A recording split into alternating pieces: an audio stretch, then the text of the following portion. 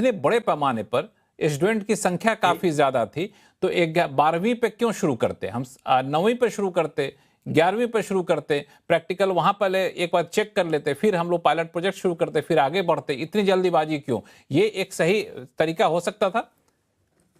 लक्ष्मण जी, मैंने ऐसा कहा कि देखिए, हम लोग बिल्कुल एक्सपेरिमेंट नहीं किए हैं, हम लोग बिल्कुल पूरी तरह तैयार हैं। हम लोगों ने इसका मैसिव ट्रेनिंग कराया है। एक एक टीचर जो इवैल्यूएशन प्रोसेस में रहा है उसको ट्रेन किया गया है, और उनके जो centre superintendent, that is the principal, तो सारे प्रिंसिपल्स की ट्रेनिंग हुई है जो कॉपियां जचवाते हैं। पहले हम पेपर पेंसिल के लिए तैयार करते थे, इस बार हम लोगों ने डिजिटल के लिए, जैसा मुझे मालूम है कि उनकी ट्रेनिंग हुई है, और ये पहली बार नहीं, कई बार हुआ है। मैं शुभ्रा जी को बिल्कुल आश्वस्त करना चाहूंगा, जितने भी टीचर्स इवैल्यूएशन प्रोसेस में इन्वॉल्व हुए हैं उनका मैसिव ट्रेनिंग पहले हो चुका है।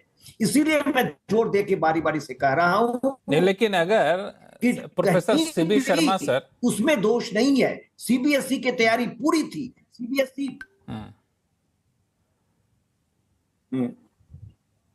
जी, हाँ, अब मैं ये कह रहा था, जब इतनी ट्रेनिंग हो चुकी थी, तैयारी पूरी हो चुकी थी, तब तो इसको महज घोर लापरवाही कहा जाए, उससे ज्यादा तो कुछ कहा नहीं जा सकता। अमरीक सिंह साहब। नहीं नहीं, देखिए, इसीलिए मैंने एक बात जो अंत में कहा कि जो एजेंसी है और उसने जो प्रोसेस किया है उसको जांच करना चाहिए, और ये जांच ठीक से होना चाहिए। इसलिए आप प्रोसेस पर तो कहीं प्रश्न मत उठाइए, शक मत कीजिए। I am privy to the whole thing, I know that we have done massive preparation. The only thing is, ये जो प्रोसेस जिसने किया उसमें कहीं गड़बड़ी है। बिल्कुल, आपने चूंकि पूरे सिस्टम में काफी करीब से रहे हैं, तो आपने एक आश्वासन दिया, इससे बहुत लोग जो सुन रहे होंगे उनको कम से कम विश्वास बना होगा, उनको संतोष होगा कि चलो सिस्टम में कोई दिक्कत नहीं है, लेकिन एजेंसी या फिर जो लोग वहां पे इन्वॉल्व थे उन पर देखना होगा कि उन्होंने कहां लापरवाही की। एक सवाल उठेगा। अमरीक सिंह साहब, आपको क्या लगता है, ये सिस्टम फुल प्रूफ था, तैयारी पूरी थी, लेकिन एजेंसी जहां पे इसको लागू करने की जिम्मेदारी दी गई वहीं पे जाके सारा मामला फंस गया? लक्ष्मण जी, देखिए, शर्मा साहब हमारे बुजुर्ग हैं और काफी एक्सपीरियंस भी हैं, और एट द सेम टाइम क्या है कि इसमें दोनों पक्षों को सुनना बहुत जरूरी है। अब जब आपने एक तरफ हमने बात की कि जो सीबीएसई पूरी तरह से तैयार थी, मान लीजिए हम कह दें कि सीबीएसई पूरी तरह से तैयार थी, उनका सिस्टम बिल्कुल रोबस्ट था, सब तैयार था, पहले उन्होंने सारी तैयारियां की हुई थी, और टीचर्स को भी पूरी ट्रेनिंग जो दी हुई थी। सो अब जरा टीचर्स की साइड से अगर आप सुने, क्योंकि मैं भी दिन रात टीचर से मुलाकात होती है, मैं उनसे बातें करता हूँ और सुनता भी उनकी बातें, उनकी प्रैक्टिकल प्रॉब्लम्स को सुनना बहुत जरूरी है। कि जब वो एग्जाम जब चेक करने के लिए गए वहां पर, जो ओएसएम के लिए गए, पहली बात तो उनको बोला गया था कि भाई, जो एक दिन जब वो मॉक टेस्ट वाला हुआ, जो बड़े लार्ज पैमाने पे मॉक टेस्ट वाला कंडक्ट करवाया गया, मैं दिल्ली की बात कर रहा हूँ पर्टिकुलरली, जिस दिन का मॉक टेस्ट हुआ उस दिन वो मॉक टेस्ट के अंदर सिस्टम का सर्वर फेल हो गया। राइट। सो जो तैयारी की बात आपको समझा रहा हूँ कि जिस दिन मॉक टेस्ट करवाया गया उस दिन मॉक टेस्ट के अंदर उनका सर्वर फेल हो गया, और मॉक टेस्ट कर ही नहीं पाए। अच्छा, उसके बाद जो उनको बोला गया, अच्छा आप तैयार है ना, तो ऐसे ऐसे करना है आपको, वहां पर जाके पहुंच के आपको ऐसे चेक करना है। उसके बाद जब टीचर्स वहां पर पहुंचे, उन टीचर्स का कहना ये है कि एक एक पेपर को लोड होने में, जब एक के बाद जब दूसरी आंसर शीट आती थी, 20-20 मिनट का टाइम लग रहा था उनको, एक पेपर के बाद दूसरी आंसर शीट आने में। अब यहाँ पर कंपनी की का इशू है, या सर्वर का इशू है, या टेक्नोलॉजी का इशू है, ये समझना जरूरी है। अच्छा, उसके बाद ब्लर वाला इशू तो था ही, वहां पर ब्लर वाला इशू था। वो टीचर कहते कि हमें इतने गौर से पढ़ना पड़ता था, उसको आंसर शीट को चेक करना पड़ता था कि हमें वो नजर ही नहीं आता था कि आंसर वो बच्चे ने लिखा क्या है। राइट। सो इस तरह की तमाम खामियां सिस्टम में वो टीचर्स की ट्रेनिंग की वजह से भी रही, उनको प्रॉपर टाइम भी नहीं मिला। दूसरा, जो सिस्टम की बात करें, जैसे ब्लर सिस्टम था, या सिस्टम को में जो नए पेपर अपलोड करने में 20-20 मिनट का टाइम लग रहा था, पूरे दिन में टीचर सिर्फ और सिर्फ 20 कॉपी चेक कर पा रहा है, एग्जामिनर। अब वो 20 कॉपी एग्जामिनर अगर चेक करेगा तो जो हम कह रहे हैं कि इससे रिजल्ट फास्टर होगा, ये फास्टर नहीं हो रहा, उल्टा है तो स्लो हो गया। राइट। सो ऐसे पहलुओं को देखना बहुत जरूरी है, बहुत एड्रेस करना है। यहाँ पर जो फिर वापस आता हूँ कि ठीक है जी, बहुत बढ़िया, हमें बहुत टाइम से पहले से कर रहे थे, लेकिन इस सारे को इतने मास लेवल पर एकदम इंट्रोड्यूस कर देना शायद कहीं ना कहीं जल्दबाजी थी। और अभी भी जो चीजें हैं, कई चीजों में हम देख रहे हैं, ये कहना जल्दबाजी हुआ कि हमारा सिस्टम बिल्कुल दुरुस्त है, कहीं कोई कमी नहीं है। यहाँ पर बच्चों का सवाल है, मेरे पास आज ही एक बच्चे का फोन आया, भाई साहब वो केमिस्ट्री के अंदर 9 नंबर से रह गया, केमिस्ट्री के अंदर 9 नंबर से रह गया, उसको नीट के अंदर एडमिशन है, उसको मेडिकल का एडमिशन लेना है।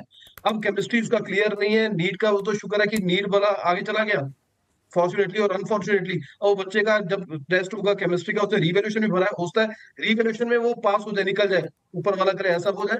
सो ऐसी बड़ी सारी चीजें हैं जो शुभ्रा जी ने बोला, जो प्रैक्टिकल चीजें हैं, जो बच्चे आगे नीट के लिए जा रहे हैं, मेडिकल का एडमिशन लेना चाहते हैं, 9 नंबर से रह गए, 10 नंबर से, केमिस्ट्री फिजिक्स केमिस्ट्री बायो जो मेन सब्जेक्ट है, ऐसे सब्जेक्ट में जो बच्चे रह गए हैं, उनके लिए तो बहुत बड़ी दिक्कत है। हम पल्ला नहीं झाड़ सकते ये वाली बात क्या कि जी कंपनी को दोष था, उसका दोष था। इन बच्चों का क्या होगा? ये बच्चों का को एड्रेस करना जरूरी है, जिसका पूरा फ्यूचर दरअसल आपने स्टेक पे लग अमरीक गया सिंह, बिकॉज ऑफ हाँ दिस इशू। बिल्कुल ये बिल्कुल यही मैं सवाल सबसे पहले उठाया भी था कि बच्चों के लिए तत्कालिक जो चुनौतियां हैं वो बहुत बड़ा सवाल पैदा खड़ा होता है कि आगे वो कैसे बढ़े, 12th के बाद आगे कैसे बढ़े। इस पे मैं शर्मा सर आपके पास आऊँगा आगे चल के। जो अमरीक सिंह साहब ने कहा भी कि जब मॉक टेस्ट कराया गया तो बहुत सारे टीचर्स को वहीं से परेशानी शुरू हो गई थी और व्यवहारिक दिक्कतें क्या हुई, एक एक करके अमरीक सिंह साहब ने गिनाया। आशु सर और संगीत रागी सर, आप दोनों लोग के लिए सवाल है, क्योंकि संगीत रागी सर आप प्रोफेसर भी हैं, आप छात्र जीवन को की चीज़ों को अभी भी काफ़ी करीब से देखते हैं। जब एग्जाम के रिजल्ट आते हैं वो तो कई छात्र आपके पास आते हैं वो कहने के लिए कि सर हमें तो काफ़ी कम नंबर आए, हमने तो बड़ा अच्छा लिखा जी। अब यहाँ तो इक्के दुक्के नहीं, यहाँ तो लाखों के लाखों स्टूडेंट यहाँ पर ऐसे आ रहे हैं। आपको लगता है कि ये चीज़ें गड़बड़ हुई हैं थोड़ी सी, और अब इसको ठीक करने की व्यवस्था तो करिए करिए, लेकिन एक जिम्मेदारी भी तय करिए। देखिए लक्ष्मण जी, मेरा एक्सपोजर जो है वो सीबी शर्मा जी वाला एक्सपोजर नहीं है, क्योंकि वो स्कूल एजुकेशन के साथ बहुत जुड़े रहे हैं और बहुत सीरियसली जुड़े रहे हैं, पैशनेटली जुड़े रहे हैं वो। तो उनको स्कूल एजुकेशन के बारे में बेहतर तरीके से जानकारी है। मैं यूनिवर्सिटी लेवल पर जरूर बात कर सकता था, लेकिन यहाँ भी गड़बड़ियाँ, चूंकि हमारे यहाँ इंटरनल एग्जाम होते हैं और फिर उसमें हम बच्चों से रूबरू होते हैं, उनको लगता है कि हमने कम मार्क्स दिया है तो आते हैं, फिर हम उनको बताते हैं कि हम कैसे कम मार्क्स दिए हैं और क्यों मार्क्स दिए हैं। हर बच्चा समझता है कि उसने अच्छा ही लिखा होगा, लेकिन शिक्षक का मूल्यांकन कुछ और होता है, तो ये तो इस बात को हम ऊपर छोड़ देते हैं। अब देखिए, इस पूरे मुद्दे को जरा ध्यान दीजिए। हम मास लेवल पर काम कर रहे हैं। हम एक साथ 4 फ्रांस, 4 इंग्लैंड को एक साथ बिठा रहे हैं एग्जामिनेशन में, और अब स्वाभाविक है कि जो ये सवाल उठ रहा है कि क्या टेक्नोलॉजी को इतने मास लेवल तक ले जाने की हमारी तैयारी थी क्या? अब शर्मा जी कह रहे हैं कि ये टेस्टेड था, बिल्कुल टेस्टेड था, मैं इससे इनकार नहीं कर सकता हूं। उनको इनके बारे में जानकारी अवश्य बेहतर है हमसे। दूसरी बात है कि इसमें प्लेयर कौन कौन से हैं। एक तो प्लेयर सीबीएसई है, दूसरा वेंडर है। वेंडर की गलती हम मानेंगे यदि सॉफ्टवेयर में कोई प्रॉब्लम आ गया हो, टेक्निकल ग्लिचेस आ गया हो, ये सब चीजें जो होती हैं वो प्रॉब्लम जो होते हैं वो वेंडर्स का प्रॉब्लम होता है।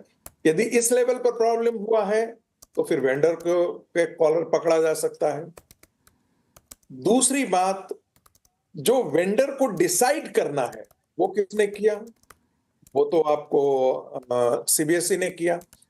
दूसरी बात, जो आपके एग्जामिनर्स हैं उनकी ट्रेनिंग किसने किया? तो उसकी ट्रेनिंग भी है, वो उसमें वेंडर्स का हाथ भी होता है और आपका सीबीएसई भी होता है, दोनों की जिम्मेदारी बनती है।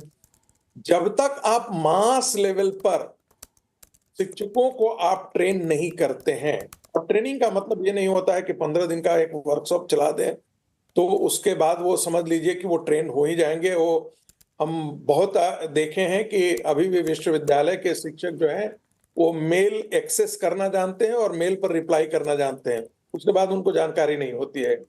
तो एकाएक मास लेवल पर इतने 40 लाख स्टूडेंट जहां पर हों, वहां पर क्या पर्याप्त उनको ट्रेनिंग दी गई, वर्कशॉप दिया गया? क्या उनकी इंप्लीमेंटेशन की मॉनिटरिंग की गई? ये मॉनिटरिंग की जिम्मेदारी किसकी थी? ये जिम्मेदारी सीबीएसई की थी। टेक्नोलॉजी प्रोवाइड करना वेंडर्स की जिम्मेदारी थी। यदि वेंडर्स पहले से खराब है और उसके सॉफ्टवेयर में कोई गड़बड़ी है तो आप वेंडर को कॉलर पकड़िए। वेंडर्स को ऐसे वेंडर्स का रेपुटेशन यदि खराब था और इसके बावजूद यदि काम किया गया है तो फिर आप सीबीएसई को पकड़िए, क्योंकि सीबीएसई में कोई ना कोई अधिकारी तो होगा जो लाइजनिंग कर रहा होगा, जो ऐसे वेंडर्स को आपको यहां पर लेकर के आया है। मत भूलिए, मैं फिर ये दोहरा रहा हूं, ऐसी गलतियां दुनिया के बड़े बड़े देशों में भी साइट किए जा सकते हैं। मैं फिर एग्जांपल दे रहा हूं, अमेरिका के अंदर मैं एग्जांपल्स बता सकता हूं, चीन के अंदर मैं आपको ऐसी गड़बड़ियां बता सकता हूं। ये बताने के लिए नहीं, सरकार को डिफेंड में नहीं कर रहा हूं, बिल्कुल मैं साफ कर दे रहा हूं, ये कहने के लिए नहीं कि चूंकि दुनिया में होती है इसलिए यहां भी हो, ये बिल्कुल नहीं चल सकता। लेकिन क्या ये पहली बार ऐसी हुई है? क्या पहले ग्लिचेज नहीं हुए हैं? जब भी टेक्नोलॉजी के मामले में हम बात करते हैं तो हमने देखा है कि कभी कभी मेरा बेटा मुझसे कह रहा था टीसीएस को क्यों नहीं अप्लाई किया। टीसीएस में भी ग्लिचेज आए हैं, टीसीएस भी एक एग्जाम करा रहा था, उसमें भी ग्लिचेज आए हैं। तो टेक्नोलॉजी का, सॉफ्टवेयर के ग्लिचेज कहीं भी संभव हो सकते हैं।